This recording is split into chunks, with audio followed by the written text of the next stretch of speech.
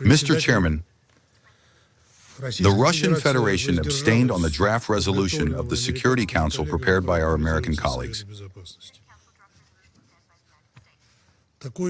We could not support such a draft.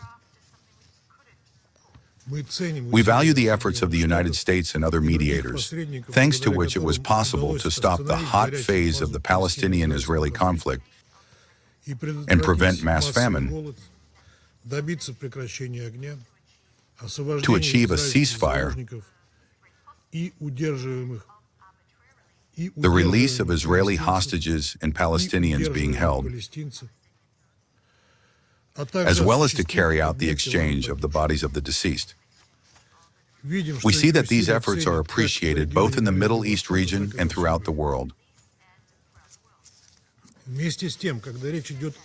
the same time, when it comes to a decision of the UN Security Council as the main charter body for maintaining international peace and security, we must not forget the responsibility that rests upon it.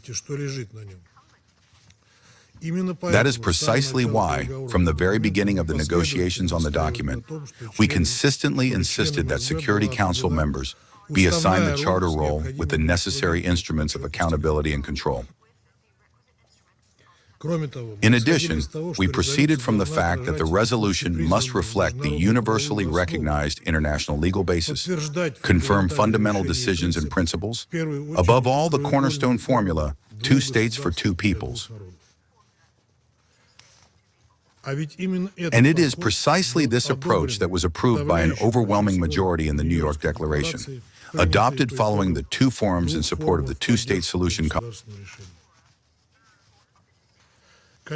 This is not a question of a theoretical, but of a practical nature, which retains its particular relevance against the background of public, unambiguous statements coming from the highest echelons of power in Israel about the inadmissibility of creating a Palestinian state.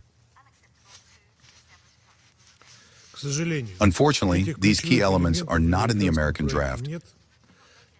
Just as there is no clarity regarding the time frame for transferring control over Gaza to the Palestinian National Authority, as well as certainty regarding the Peace Council and the International Stabilization Forces, which, judging by the text of the resolution adopted today by the Council, will be able to act absolutely autonomously, regardless of the position and opinion of Ramallah.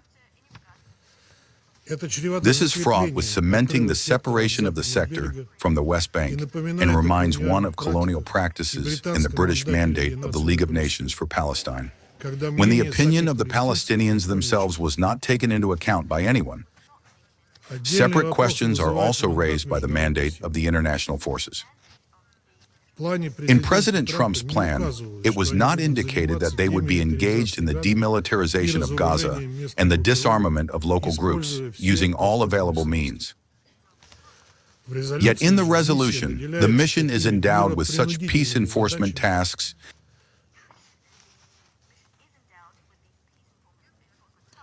that it may turn it into a party to the conflict and take it beyond the bounds of peacekeeping. As far as we understand, none of the potential countries supplying contingents signed up for such a thing. At the same time, we note that the members of the Council were in fact not given time for conscientious work and for seeking compromises. The twisting of arms in the capitals and delegations here in New York cannot be called conscientious work. To summarize, the document presented by the United States is another pig in a poke. In essence, the Council is giving its blessing to an American initiative on Washington's word of honor, handing the Gaza Strip over to the Peace Council and the International Stabilization Forces, about whose working modalities we still know nothing. The main thing is that this document does not become a screen for uncontrolled experiments by the United States and Israel on the occupied Palestinian territory, and does not turn into a sentence for the 2-state solution. Russia has taken note of the position of Ramallah, as well as of many Arab Muslim states that supported the American project, in order to avoid the resumption of bloodshed in the enclave. In this regard, we did not submit our own draft, the purpose of which had been to introduce amendments to the U.S. concept so as to bring it into conformity with the agreed UN resolutions. But there is no reason to rejoice. Today is a sad day for the Council. In addition to the desires of the interested parties, there is also such a notion as the integrity of the Security Council. And today, by the adoption of this resolution, that integrity and the prerogative of the Council were violated. This is one of those cases when we would like to be mistaken and count on the United States to demonstrate in practice its peacekeeping potential, which can be assessed by how far they actually succeed in ensuring a sustainable peace, where Israel and Palestine will coexist in peace and security within the 1967 borders. And Jerusalem will become the capital of both states in accordance with UN Security Council and UN General Assembly resolutions, norms of international law, and previously concluded agreements that meet both the interests of Israelis in ensuring their own security and the right of the Palestinians to their own state. The implementation of President Trump's plan now entirely falls on its authors and supporters, primarily among the Arab Muslim Group of Eight.